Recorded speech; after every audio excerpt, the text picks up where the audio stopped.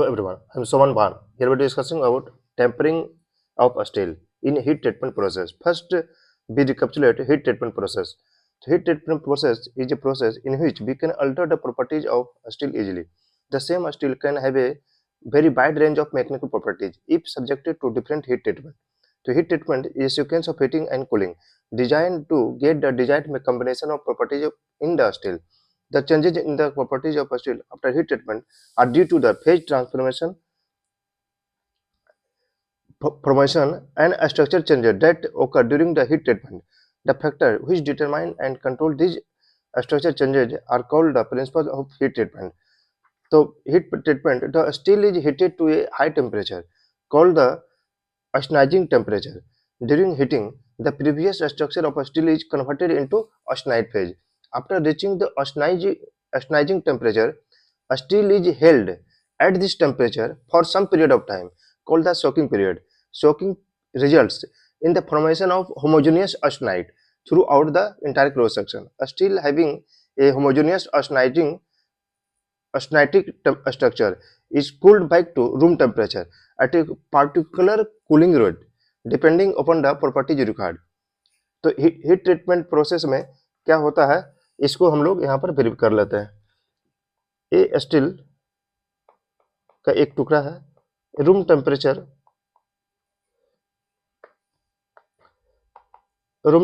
Consider करते हैं 20 degree centigrade to 40 degree centigrade. पर स्टील का जो माइक्रो स्ट्रक्चर कंसीडर करता है ferrite plus pearlite plus carbide. जब इस स्टील के टुकड़ा को जब हम लोग हीट करते हैं 7 to 7 degree centigrade, lower critical temperature होता है 7 to 7 डिग्री सेंटीग्रेड, तो परलाइट ऑस्टेनाइट में कन्वर्ट होना स्टार्ट हो जाता है. इसका टेम्परेचर और जब हम 7 to 7 डिग्री सेंटीग्रेड से ऊपर हीट करते हैं तो ferrite plus carbide both will be converted into austenite. मतलब 727 डिग्री सेंटीग्रेड जैसे ये स्टील का टेम्परेचर पहुंचता है, ये परलाइट ऑस्टेनाइट में कन्वर्ट हो जाता है. और इसका टेम्परेचर जब हम बढ़ाते हैं तो इसका फेराइट प्लस कार्बाइड दोनों ऑस्टेनाइट में चेंज होता है. इस तरह ये स्टील का जो टुकड़ा जो रूम टेम्परेचर पर इसका structure ferrite plus pearlite plus carbide consist कर रहा था. इसका टेम्परेचर 727 के तो परलाइट फिर ऑस्टेनाइट में कन्वर्ट हो गया और 727 से ऊपर अपर क्रिटिकल जोन में चले गए तो फेराइट प्लस कार्बाइड दोनों ऑस्टेनाइट में चेंज होना स्टार्ट हो गया. तो इस तरह हम लोग एक ऑस्टेनाइजिंग टेम्परेचर 800 डिग्री सेंटीग्रेड से प्लस हम लोग कंसीडर करते हैं. इस टेम्परेचर तक स्टील का टेम्परेचर हम पहुंचाते हैं तो ferrite plus pearlite plus carbide ये तीनों ऑस्टेनाइट में चेंज हो जाता है. तो इस तरह 800 डिग्री सेंटीग्रेड टेम्परेचर पर ferrite plus pearlite plus carbide austenite में चेंज हो गया. अब क्या है, स्टील का माइक्रो स्ट्रक्चर ऑस्टेनाइट में कन्वर्ट हो गया. अब इस टेम्परेचर पर हम लोग हाफ एन आवर या अब ये जो सोकिंग पीरियड है, जो होल्ड करने का पीरियड है, ये किस पर डिपेंड करेगा, इस स्टील में एलॉइंग एलिमेंट क्या है, कार्बन कितना परसेंटेज है, इसका थिकनेस कितना है, मतलब लेंथ ब्रेथ और थिकनेस कितना है. मतलब इसका थिकनेस जितना ज्यादा रहेगा सोकिंग पीरियड उतना ज्यादा रहेगा. एलॉइंग एलिमेंट जितना ज्यादा रहेगा सोकिंग पीरियड उस पर डिपेंड करेगा. तो कुछ हाफ एन आवर तक हम इसको होल्ड करते हैं. यदि थिकनेस 25 mm तक है तो हाफ एन आवर होल्ड करते हैं, ताकि ये जो स्टील का जो टुकड़ा है, स्टील का कुछ ऐसा होगा, इसका कुछ थिकनेस होगा, लेंथ होगा, विड्थ होगा. तो इस स्टील का पूरा माइक्रो स्ट्रक्चर में होमोजेनियस ऑस्टेनाइट में कन्वर्ट हो जाए. होमोजेनियस ऑस्टेनाइट में कन्वर्ट हो जाए. मतलब 800 डिग्री सेंटीग्रेड एक ऑस्टेनाइजिंग टेम्परेचर हम लोग कंसीडर करते हैं. इस टेम्परेचर पर स्टील जो है ऑस्टेनाइट में फुल्ली कन्वर्ट होना स्टार्ट हो जाता है. जब हम लोग सोकिंग पीरियड मतलब जब होल्ड करते हैं, होल्ड इसलिए करते हैं ताकि इसका पूरा थिकनेस, पूरा लेंथ या पूरा ब्रीथ में जो भी स्ट्रक्चर है ferrite plus carbide plus pearlite पूरा ऑस्टेनाइट में कन्वर्ट हो जाए. जब ऑस्टेनाइट में पूरा कन्वर्ट हो जाता है, ऑस्टेनाइट में कन्वर्ट हो गया, उसके बाद इसको हम लोग कूलिंग करेंगे. कूलिंग करने का भी एक कुछ रेट होगा, जैसे 55 डिग्री सेंटीग्रेड पर आवर, मतलब एक घंटा में 50 जैसे 800 डिग्री सेंटीग्रेड पहुंच गया. अब इसको कूलिंग करेंगे तो एक घंटा में 55 डिग्री सेंटीग्रेड कूलिंग होगा, 110 डिग्री सेंटीग्रेड कूलिंग होगा. ये कूलिंग रेट किस पर डिपेंड करेगा, मेरे को कैसा माइक्रो स्ट्रक्चर अब चाहिए, कितना सॉफ्ट चाहिए, कितना हार्ड चाहिए, उसके ऊपर डिपेंड करेगा। उसमें कितना एलॉय एलिमेंट था, कितना कार्बन परसेंटेज था, कि कितना डेप्थ तक उसमें हार्डनेस चाहिए, कितना तो सरफेस में, जैसे इस स्टील का कुछ थिकनेस होगा तो सरफेस में कुछ अलग हार्डनेस चाहिए, इसका डेप्थ में कुछ अलग हार्डनेस चाहिए। सारा कुछ कंसीडर करके हम कूलिंग रेट को डिसाइड करेंगे, वो मटेरियल का एलिमेंट क्या है। अब कूलिंग करते हैं, कूलिंग करने का दो तरीका है, एक फास्ट कूलिंग करेंगे, एक स्लो कूलिंग करेंगे। जब फास्ट कूलिंग करेंगे तो इसका जो माइक्रोस्ट्रक्चर जो प्राप्त होगा, मार्टेनसाइट प्राप्त होगा। मतलब पहले क्या हुआ था स्टील में, स्टील का microstructure ferrite plus pearlite plus carbide room temperature पर था, 800 डिग्री सेंटीग्रेड टेम्परेचर किए, होल्ड किए, ऑस्टेनाइट में कन्वर्ट हो गया। यदि हम फास्ट जब कूलिंग किए तो ये ऑस्टेनाइट फेज अब मार्टेनसाइट में चेंज हो गया। अब सोलो कूलिंग करते हैं, स्लो कूलिंग करते हैं। स्लो कूलिंग करने के बाद क्या होगा, ये austenite phase ferrite plus pearlite plus pearlite में चेंज हो जाएगा, प्लस कार्बाइड में चेंज हो जाएगा। तो अब रूम टेम्परेचर पर भी ferrite plus pearlite plus carbide है। अब इसको सोलूम कूलिंग किए तो ferrite plus pearlite plus carbide मतलब में हुआ। तो इसको हीट ट्रीटमेंट करने का पर्पस क्या हुआ, अब जो रूम टेम्परेचर पर जो माइक्रोस्ट्रक्चर था और इसमें जो जो प्रॉपर्टीज था उसको हमको चेंज करना था। मतलब फेराइट का नेचर मेरा सॉफ्ट हो गया, परलाइट का भी मीडियम है, तो रूम टेम्परेचर पर जो फेराइट था उसमें कुछ चेंजिंग लाना था, इसलिए हम ऑस्टेनाइजिंग टेम्परेचर तक हीट किए, सोकिंग पीरियड किए, उसके बाद सोलो कूलिंग किए। तो इस तरह हम लोग यहाँ पर हीट ट्रीटमेंट प्रोसेस को देखें। अब हार्डनिंग प्रोसेस को हम लोग यहाँ पर देखते हैं। हार्डनिंग प्रोसेस में क्या होता था कि हम लोग ऑस्टेनाइजिंग टेम्परेचर तक हीट किए, अपर क्रिटिकल टेम्परेचर 1148 डिग्री सेंटीग्रेड पर, उसके बाद फास्ट कूलिंग करते थे। मतलब इसमें मार्टेनसाइट स्ट्रक्चर हमको लाना था, मार्टेनसाइट स्ट्रक्चर लाना था, ठीक है। अब यहाँ पर टेम्परिंग करते हैं, अभी जिसको अभी हम लोग डिस्कस करेंगे, टेम्परिंग प्रोसेस। टेम्परिंग प्रोसेस में क्या होता है, ये जो हार्डनिंग प्रोसेस के द्वारा जो मेरा मार्टेनसाइट आया और रिटेन ऑस्टेनाइट इसमें कुछ रह गया, इस स्ट्रक्चर में कुछ इंप्रूव करना है। तो इसको क्या करेंगे, जिस स्टील को हम लोग हार्डनिंग करते हैं उसको फिर हम लोग अगेन टेम्परिंग करते हैं। तो टेम्परिंग प्रोसेस में क्या हो गया, हार्डनिंग स्टील को माइक्रोस्ट्रक्चर हार्डनिंग करने के बाद जो माइक्रोस्ट्रक्चर जो मेरे को जो प्राप्त हुआ उसका स्ट्रक्चर में कुछ इंप्रूव करना है। मतलब जैसे इसको थोड़ा सॉफ्ट करना है, इसका जो ग्रेन साइज है कोर्ज हो गया उसको रिफाइन करना है, तो उसको हम टेम्परिंग प्रोसेस के द्वारा ये सब चीज करते हैं। तो टेम्परिंग प्रोसेस में क्या हो गया, हार्डनिंग स्टील को हम लोग हीट करते हैं up to 100 degree centigrade to 680 degree centigrade, उसके बाद इसको हम लोग कूलिंग करते हैं। तो यहाँ पर हम लोग आज टेम्परिंग प्रोसेस को देखेंगे, टेम्परिंग ऑफ स्टील। तो टेम्परिंग टेम्परेचर जो होता है 100 degree centigrade to 680 degree centigrade होता है। तो structure of steel obtained after hardening is no suitable for engineering application. मतलब हार्डनिंग प्रोसेस हम लोग जो किए, मतलब हार्डनिंग मतलब रूम टेम्परेचर पर जो माइक्रो स्ट्रक्चर था उसको ऑस्टेनाइजिंग में चेंज किया, उसको फिर फास्ट कूलिंग के लिए कूलिंग किए। तो फास्ट कूलिंग करने के बाद क्या होगा, मार्टेनसाइट प्राप्त हुआ और रिटेन ऑस्टेनाइट प्राप्त हो गया। अब तो वो जो मार्टेनसाइट और रिटेन ऑस्टेनाइट जो प्राप्त हुआ वो मेरा इंजीनियरिंग एप्लीकेशन के लिए सुटेबल नहीं है, तो उसको फिर हम लोग टेम्परिंग करते हैं।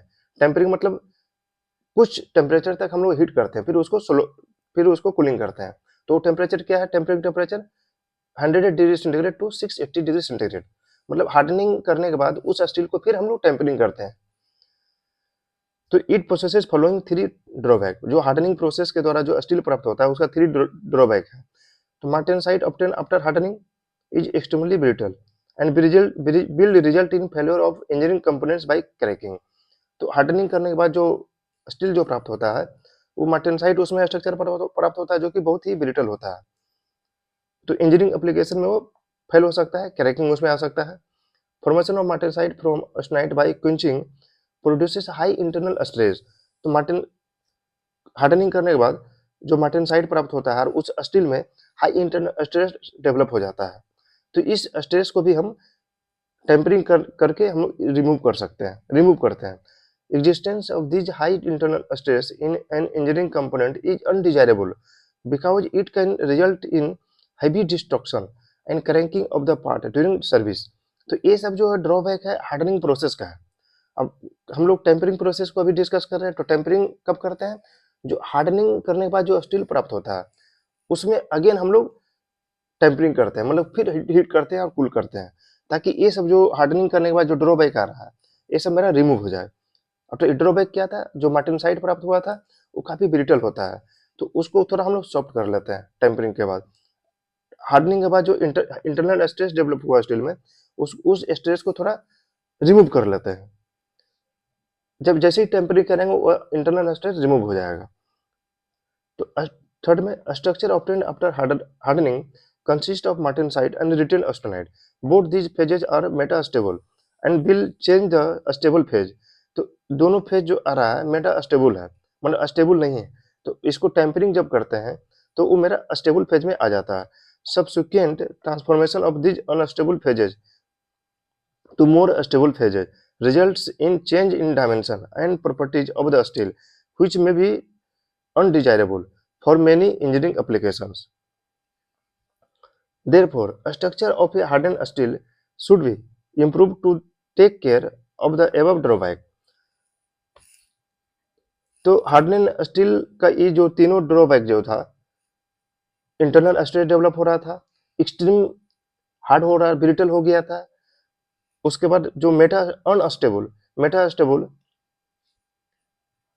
जो फेज प्राप्त हुआ मार्टेनसाइट एंड रिटन ऑस्टेनाइट, इसको स्टेबल फेज में हमको कन्वर्ट करना है। तो ये कन्वर्ट कैसे होगा?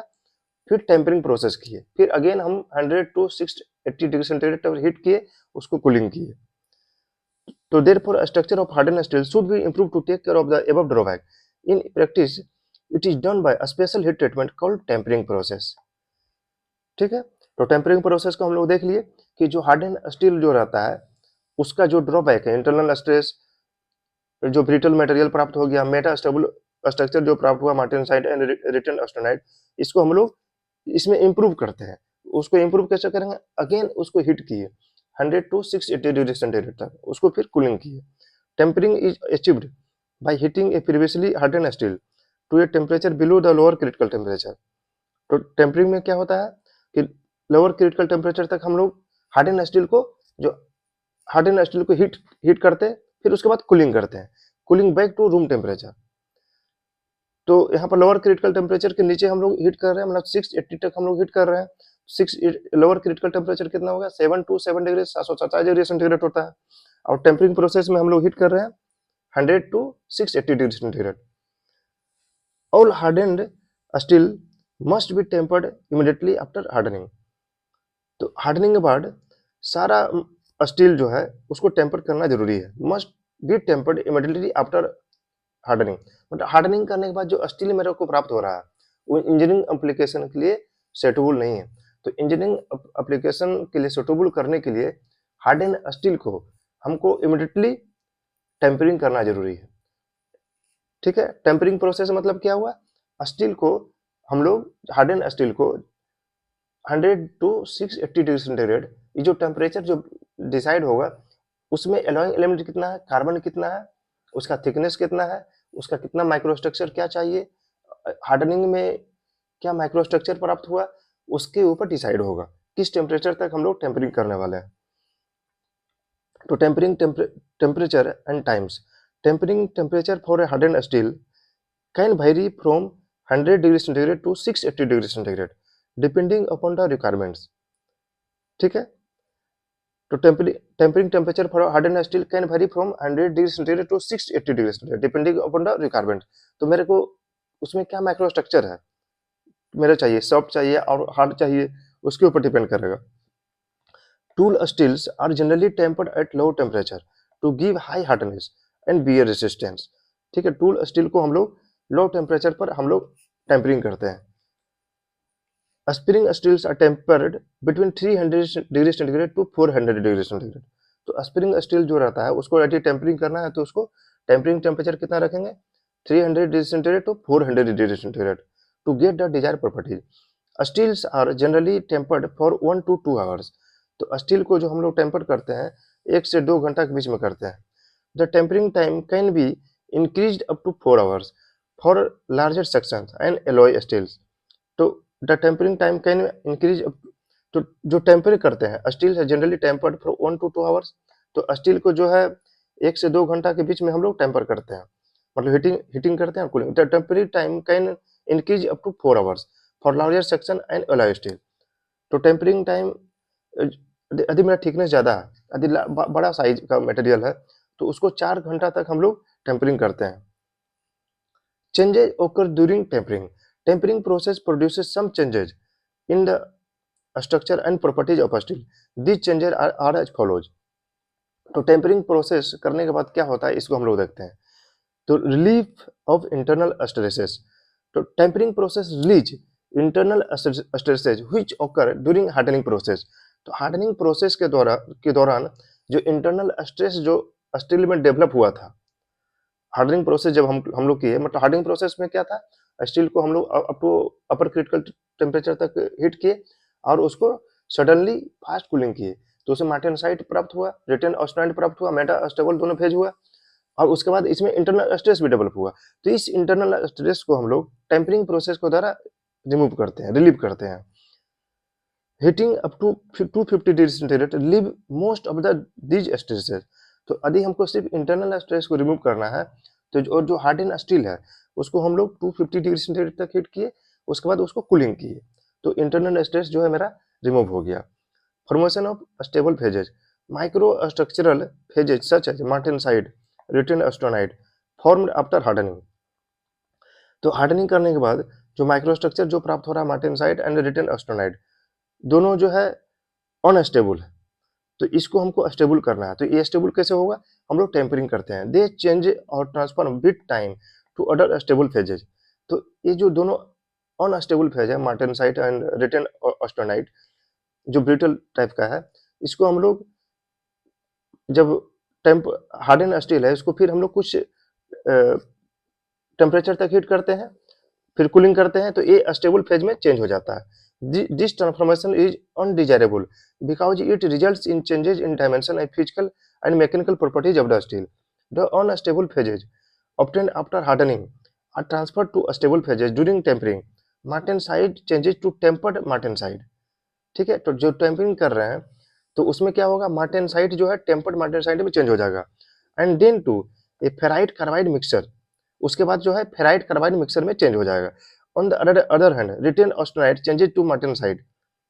और रिटेन ऑस्टेनाइट मतलब क्या हुआ, हार्डनिंग प्रोसेस में जो फास्ट कूलिंग किए, तो फास्ट कूलिंग के दौरान क्या होगा कि जो ऑस्टेनाइट जो चेंज हुआ था तो उसमें 99% तो मार्टेनसाइट में कन्वर्ट हो गया, लेकिन कुछ ऑस्टेनाइट जो है वो ऑस्टेनाइट ही रह जाता है फास्ट कूलिंग के दौरान। तो जब फिर से हम इसको टेम्परिंग करते हैं तो रिटेन ऑस्टेनाइट जो है वो मार्टेनसाइट में चेंज हो जाता है एंड बेनाइट में चेंज हो जाता है। And finally to get a fine mixture of ferrite and carbide. तो जो टेम्परिंग प्रोसेस के द्वारा जो मेटा अनस्टेबल जो फेज था मार्टेनसाइट एंड रिटेन ऑस्टेनाइट, वो ओवरऑल फेराइट एंड कार्बाइड में चेंज हो गया, जो कि एक स्टेबल फेज है। Increase in toughness. Martensite obtained after hardening is quite brittle. तो मार्टेनसाइट जो प्राप्त हो रहा है हार्डनिंग प्रोसेस में वो ब्रिटल होता है and can not be allowed as such as structural and tool steel. Its brittleness can be decrease by tempering at low temperature. ठीक है, तो इसका ब्रिटलनेस जो है हम लोग डिक्रीज करते हैं टेम्परिंग प्रोसेस के द्वारा। Ductility and toughness of harden steel can be increase by tempering at successfully higher temperature. तो डक्टिलिटी और टफनेस भी हार्डन स्टील का हम लोग इंक्रीज करते हैं टेम्परिंग प्रोसेस के द्वारा। Increase ductility and toughness are obtained due to the formation of tempered martensite, ferrite and high temperatures coarsening and spheroidization of carbides. ठीक है, तो इंक्रीज इन टफनेस कब इंक्रीज होगा, जो जब तभी इंक्रीज होगा टफनेस, और डक्टिलिटी में कब इंप्रूव होगा, जब इसका ब्रिटलनेस कम होगा। जो मार्टेनसाइट जो प्राप्त हुआ, जो मार्टेनसाइट का नेचर क्या है, ब्रिटल होता है, हार्ड होता है, तो हार्ड को हम जब सॉफ्ट करेंगे तो ऑटोमेटिक वो टफ हो जाएगा और डक्टिलिटी उसमें प्रॉपर्टीज आ जाएगा। तो hardness of steel is continuously decreased during tempering. There is no appreciable decrease in the hardness at tempering temperature up to 180 degree centigrade. Hardness of steel is continuously decrease during tempering. ठीक है, जब tampering करते हैं तो उसमें hardness automatic decrease हो जाता है, क्योंकि टेम्परिंग में कुछ सर्टेन टेम्परेचर तक हम लोग हीट करते हैं, उसके बाद धीरे धीरे कूलिंग करते हैं, तो ऑटोमेटिक जो पहले वाला जो माइक्रोस्ट्रक्चर मार्टेनसाइट है वो धीरे धीरे फिर वो सॉफ्ट हो जाएगा। There is no appreciable decrease in the hardness at tempering temperature up to 180 degree centigrade. 180 degree centigrade तक मतलब हार्डनेस बहुत ज़्यादा डिक्रीज नहीं होता। तो हार्डनेस को कम करने के लिए इसको 350 डिग्री सेंटीग्रेड तक हमको हीट करना पड़ेगा। तो only the internal stresses are relieved up to this temperature. तो 180 यदि हमको इंटरनल स्ट्रेस को रिमूव करना है तो स्टील को 180 डिग्री सेंटीग्रेड तक हीट करना पड़ेगा। लेकिन यदि हमको हार्डनेस को रिमूव करना है, रिलीज करना है, कम करना है, तो इसको हम स्टील को 350 डिग्री सेंटीग्रेड तक हीट करेंगे। तो यहाँ पर भी एक इम्पोर्टेंट पॉइंट है, यदि हमको सिर्फ इंटरनल स्ट्रेस को रिलीव करना है, कम करना है, तो 180 डिग्री सेंटीग्रेड तक टेम्परेचर तक स्टील को हीट करेंगे। जो हार्डेंड स्टील है उसको 180 डिग्री सेंटीग्रेड तक हीट करेंगे। लेकिन यदि हार्डनेस को कम करना है तो 350 डिग्री सेंटीग्रेड तक हमको हीट करना है। तो इस तरह हम लोग आज यहाँ पर टेम्परिंग प्रोसेस को देखें। तो टेम्परिंग प्रोसेस क्या था, टेम्परिंग प्रोसेस को कहाँ पर अप्लाई कर रहे हैं, टेम्परिंग प्रोसेस को हम लोग हार्डन स्टील, मतलब हार्डनिंग करने के बाद जो स्टील प्राप्त हो रहा है, जो माइक्रोस्ट्रक्चर जो प्राप्त हो रहा है, वो इंटरनल स्ट्रेस जो प्राप्त हो रहा है, उसमें इंप्रूव करने के लिए हम लोग टेम्परिंग प्रोसेस को अप्लाई कर रहे हैं। तो टेम्परिंग प्रोसेस हीट ट्रीटमेंट का एक प्रोसेस होता है जिसमें हम लोग स्टील को हार्डनिंग करने के बाद उसमें जो माइक्रोस्ट्रक्चर प्राप्त हो रहा है, इंटरनल जो उसमें डिमेरिट्स है, उस डिमेरिट्स को टेम्परिंग प्रोसेस के द्वारा हम लोग रिमूव कर रहे हैं, कम कर रहे हैं। Thank you.